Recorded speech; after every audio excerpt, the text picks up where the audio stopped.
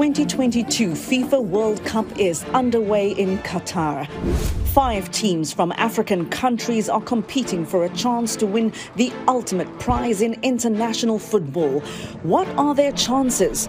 This week we'll look at Africa's hopes and history in the World Cup, how the beautiful game has shaped sports culture on the continent, and how Africa has shaped international football.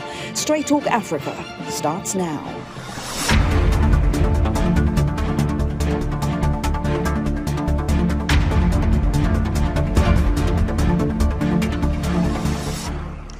Hello there and welcome. We are in the throes of the world's biggest football tournament, the FIFA World Cup. And World Cup mania is in full effect. Hello there, I am Haydé Adams. 32 nations, 5 of them from Africa, are competing for the title of World Football Champions. An estimated 1.2 million fans have descended on Qatar for the first World Cup to be held in the Middle East. And VOA's Sunday Shomari has somehow found himself in the middle of all the action.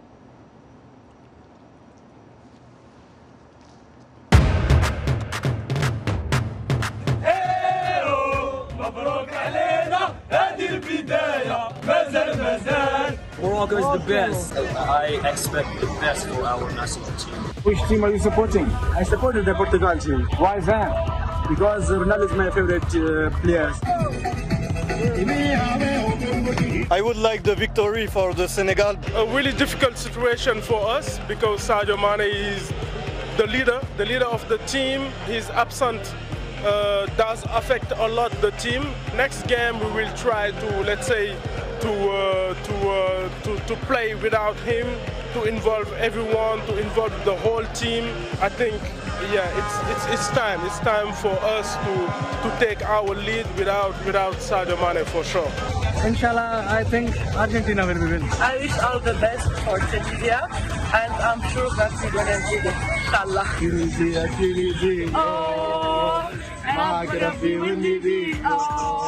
Morocco will play the very good game. Even if we lose, no problem, but we will do a good game. This is the mindset.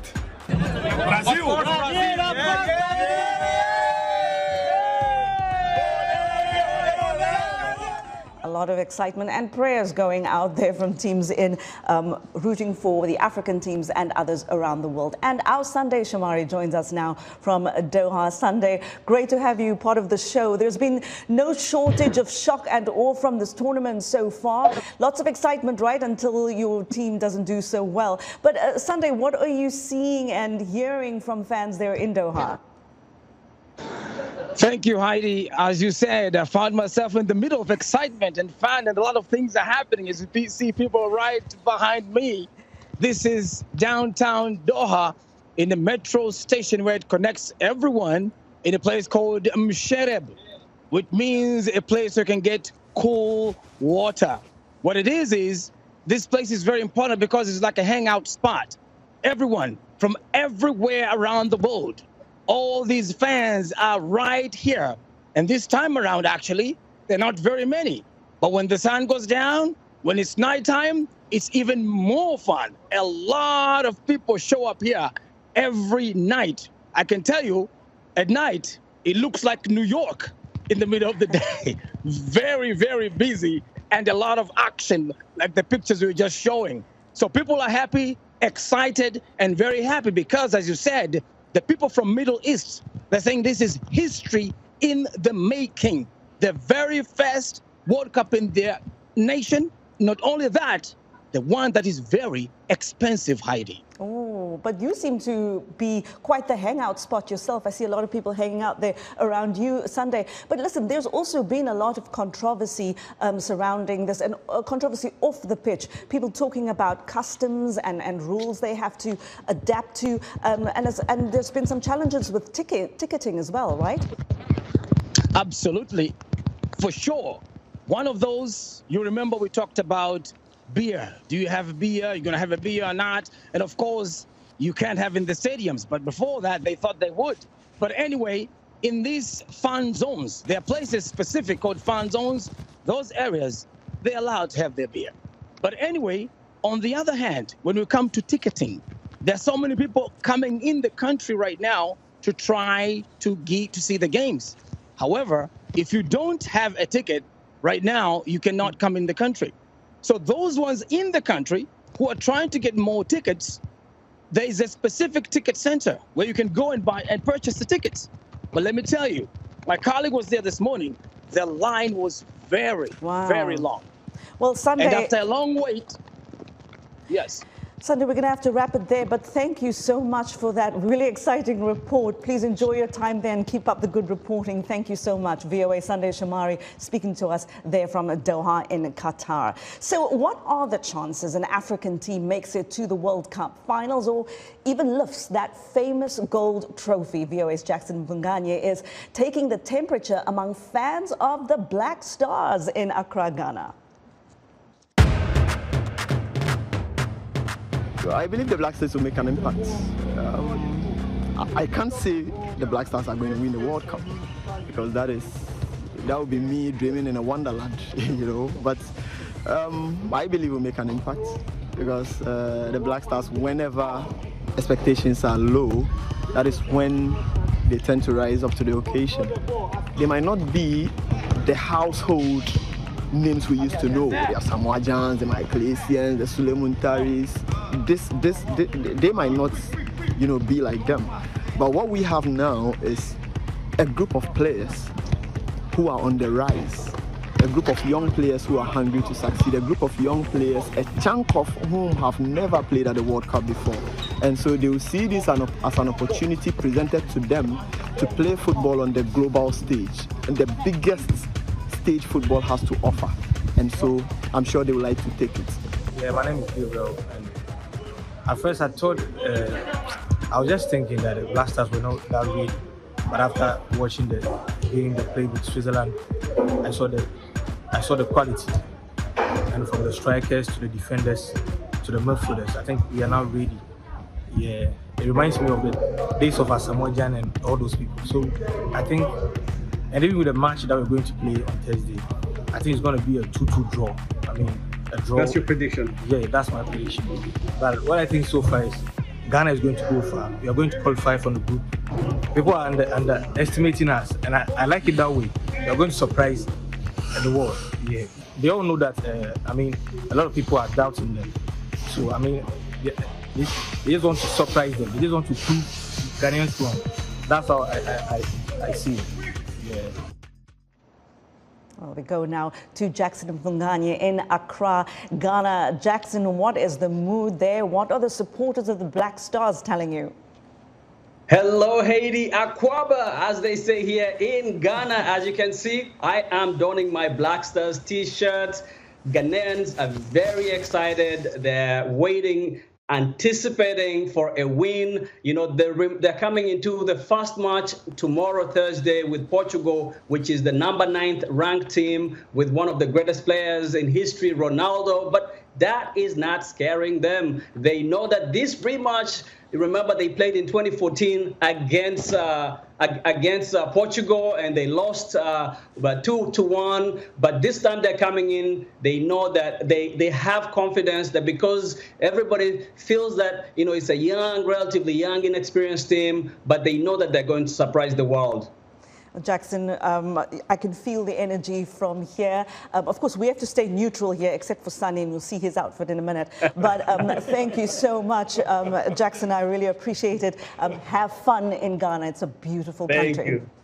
And that's Jackson Mvunganye there for us. Well, Ghana, Senegal, Cameroon, Morocco and Tunisia are carrying the hopes of an entire football-loving continent. And to join me now to discuss Africa's World Cup hopes, heartbreak and history are Sonny Young. He's the host of VOA's popular sports show, The Sunny Side of Sports. I appreciate that South African shirt, even though Bafana has broken my heart one too many times.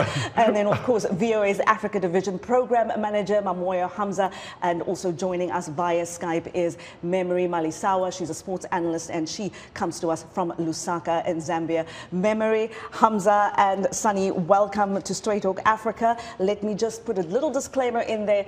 Soccer is not my forte, but I'm going to pretend. What they say, fake it until you make it. I'll pretend. But I do love watching the World Cup. But this is exciting. I mean, you have to be living under a rock to not know what is going on here. And Sonny, I'm going to start out with you. This is a World Cup of many controversies, but also many firsts. And for the first time, local coaches are leading the African teams. What's the significance of that? I think it's a great symbol of the development of African football that they have entrusted their teams to local coaches. There's always been sort of a tug of war.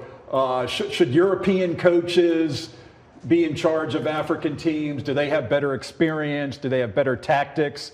But we have Aliou Cisse in charge of Senegal, Otto Addo in charge of Ghana. They both played at previous World Cups, and I think it's a really good sign that African football continues to rise.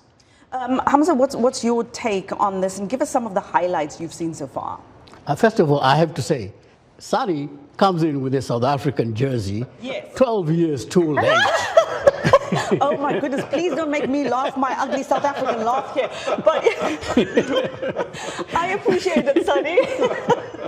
But you know, I mean, the significance of African coaches, I think, exemplary is Aliou Cisse, who is heading Senegalese team, a proven football player. He played in several African, European clubs, and he has been leading the Senegalese team, won the Africa Cup of Nations. So this is as Sonny says, it's you know, coming full circle that now you know African teams can entrust African coaches to lead their team, and they're doing well. I mean, you just asked about the highlights, and Sonny will chip in right now. I think the highlights so far, for me, Saudi Arabia beating Argentina, that was one. It could go into being one of the biggest upset of World Cup history.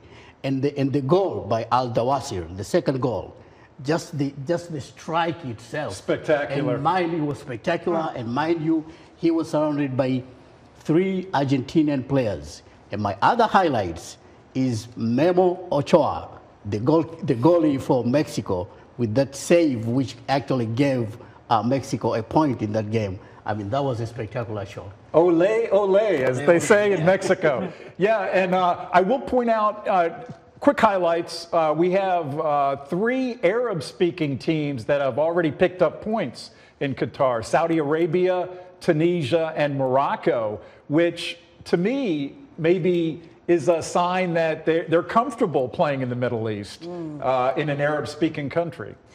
Memory, what were the highlights for you? And could you outline for us some of the weaknesses and some of the strengths that some of these African teams are coming into this tournament with?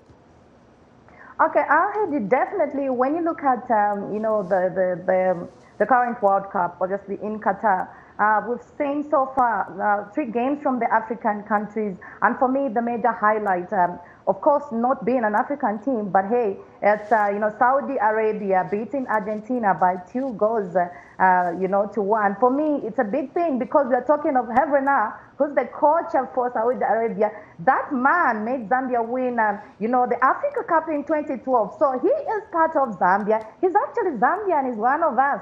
So for us in Zambia, his social media went awash after that win. It's like Zambia was being represented by Haydé. So for me, that was the major highlight. But then when you talk of the weaknesses of the African teams, and maybe I'll say this in general because I won't say much about the current World Cup because it has just started. We've just seen 3 games so far. The first one, you know, for me was the one I felt an African team would have done better really was, you know, Netherlands up against Senegal. I think the Senegalese in that game, they really had it, you know, pretty well. And they really performed very well despite losing by, you know, 2 goals to 0. But then what I feel African teams are lacking at such competitions, in most cases, issues of, you know, endurance. You know, sometimes they get their tactics wrong. And also when you look at, you know, the concentration levels I feel sometimes they don't get it right there. And in most cases, especially when they concede. So I really feel concentration levels, sometimes tactics here and there, and also endurance are for me really, those are some of the challenges that, African teams face, especially at such high-level competitions. Hamza, there are only 5 teams representing Africa. Is that a healthy number for a continent of 54 countries? No, it's not. But it has gotten better. In 1974, we only had Zaire in the World Cup. And they lost, I think, by 9 goals or something like that. So the number has gone up. And I think in the coming years, the number of teams in the World Cup itself will go up to something like 48. Sonny will correct me if I'm wrong.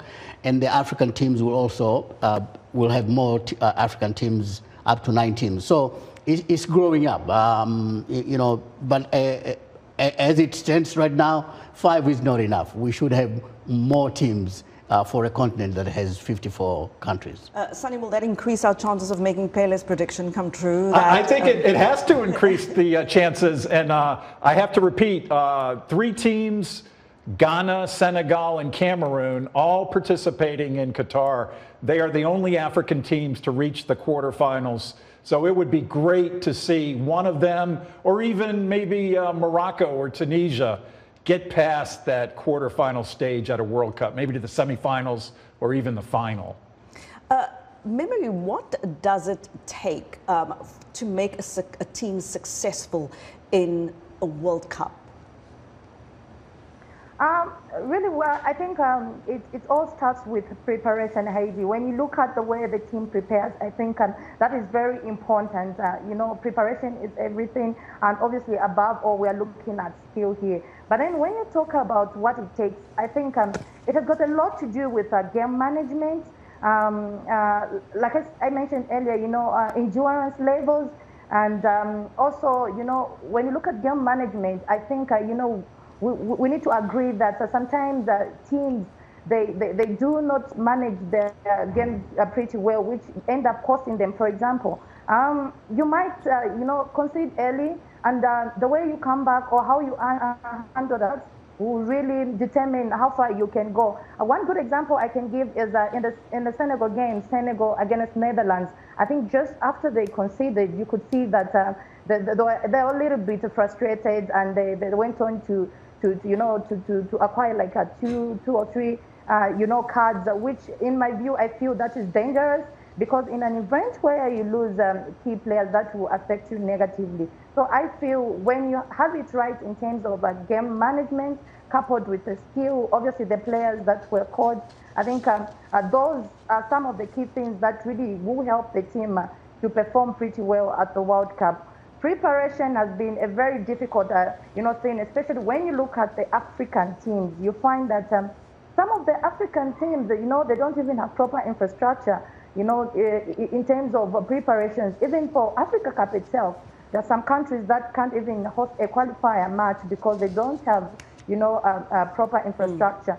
So I feel preparation is key, and also, how you manage game and tactics also. I don't know why most of the time they get it wrong. But when you look at teams like France, in the game that we just saw yesterday, we saw France, going down in, I think, first few minutes. Australia was leading, but look at how they came into the game, and look at how, all the players were just all together, cool, calm, and collected. And it's such mental strength that we talk about that really can see the team go all the way.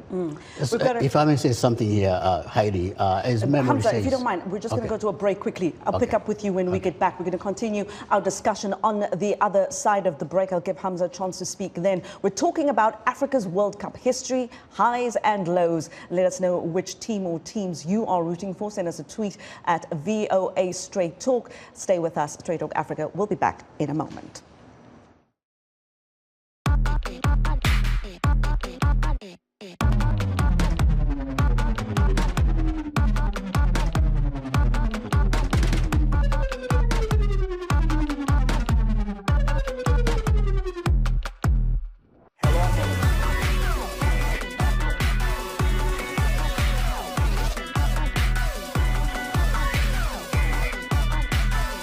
from around the world.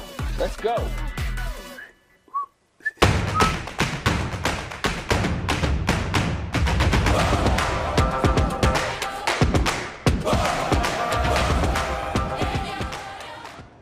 You're watching Straight Talk Africa. We're discussing the 2022 FIFA World Cup, and I have my guests here with me, Hamza, Sonny, and Memory. Hamza, before the break, you were going to talk about what it takes for a team to be really good in the World Cup. Yeah, and I was coming along with what Memory was saying. Victory loves preparation. And fundamentally, for African teams to be able to do well in these world tournaments, they have to prepare, and not only for that tournament. That preparations needs to begin with club football. You know, we have to strengthen our club leagues. Doing that, we'll have better players, and that's how we can go into these tournaments in full strength. Even the teams, African teams that are in the World Cup right now, if you look at them, you see their club leagues are very strong. That's why they're able to qualify for the World Cup. So it all comes down to preparations and preparations from down there. Sonny, what role does team dynamic really play? Because some of the African teams have also drawn on their vast diaspora and have them, even some of them not even born on the continent. How does that affect team dynamic? Well, that's why I'm looking forward to seeing Ghana play. They play their opening match against Portugal. They brought in in fact, a lot of those players, I think maybe the majority of that team will be making their World Cup debuts. You have players like Iñaki Williams, one of their top strikers. He was born in Spain, and they brought in a handful of players from outside of Ghana for this World Cup. So there is a question mark of whether they'll be, cohesive with their other teammates, but one quick similarity between Ghana and the USA, two of the youngest teams in the tournament.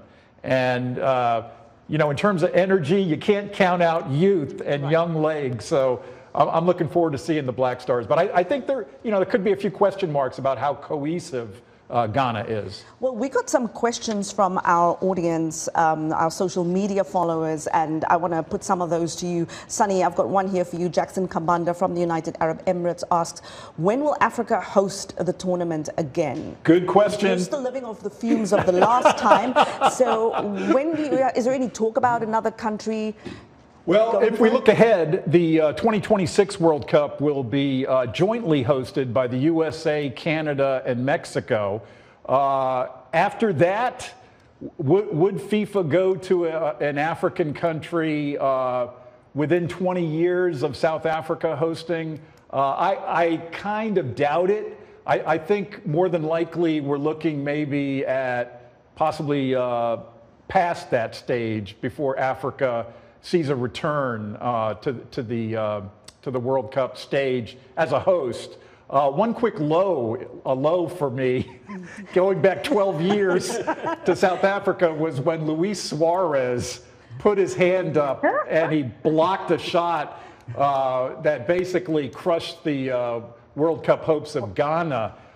Interestingly, Suarez and Uruguay are in the same group as Ghana for Qatar, so it's just almost like cruelty in a way. Well, thank you for the heartbreaking moments. That's taken care of. And I think the next best chance for Africa to host the World Cup again is if they can put together a system where more than one country will host. Correct, like a region. Yeah, just as US, Canada, and Mexico are doing in the next World Cup. That would be a good opportunity. Hamza, and remember, I'm going to come to you with a very special, exciting question, but I want to come to Hamza quickly with a follow-up from our social media followers.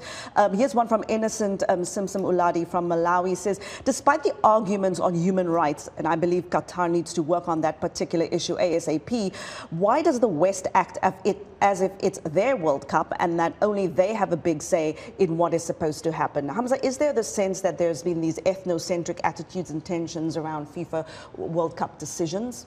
Yes, yeah, and that always comes up. You see, the thing is, you cannot separate politics from sports, and people try to do that every time, and they do it conveniently. When it plays well for them, then no mixing of politics and sports. But when it doesn't work for them, they say otherwise. But the fact is, I mean, Qatar, by taking the host of the World Cup, they knew this is a world event. So they knew they had to make some natural compromises and accommodation. And to their credit, they have done that. I mean, people are talking about beer. Sunday was reporting right here. You know, there is certain times you can buy beer, certain places where you can, hours you can have your beer. But at the same time, the world has to understand, this is a society that has been there for all these years.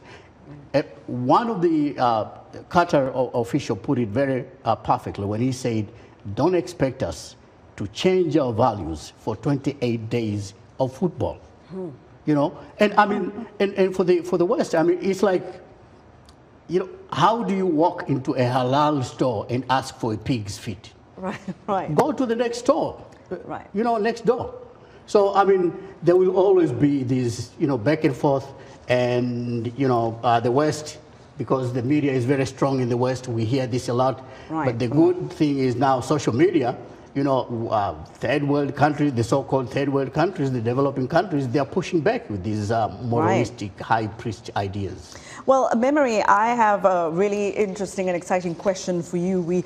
We don't have a lot of time, but, this World Cup has, of course, as Hamza was just talking about, there were a lot of controversies around culture and customs, but it's also one that has broken new ground, especially it being the first to feature women referees. And for Africa, there's Salima Mukasanga from Rwanda. What does that say about the evolution of international football, and what do you hope will come of a move like this? Very briefly, please.